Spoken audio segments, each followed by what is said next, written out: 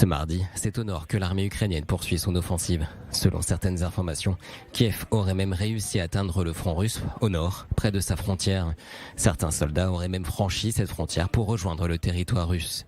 Dans ces combats, l'armée ukrainienne pourrait avoir abattu pour la première fois un drone utilisé par la Russie et fourni récemment par l'Iran. Les débris de l'appareil auraient été remis aux autorités pour inspection. Moscou a toujours nié utiliser les appareils iraniens.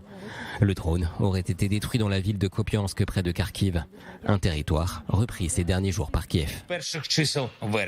Depuis début septembre, nos soldats ont déjà libéré 6000 km² de territoire ukrainien à l'est et au sud et le mouvement de nos militaires se poursuit. De son côté, Moscou affirme avoir bombardé ces zones récupérées par l'Ukraine. Une quarantaine de frappes auraient visé la région de Kharkiv.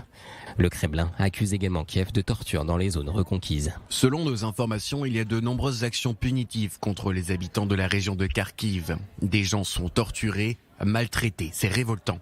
À Kiev, les autorités ukrainiennes accusent Moscou d'être responsable de ces actes de torture.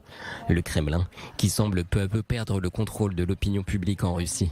Dans les villes de Moscou et Saint-Pétersbourg, les députés municipaux de 18 arrondissements ont signé une déclaration publique exigeant la démission de Vladimir Poutine.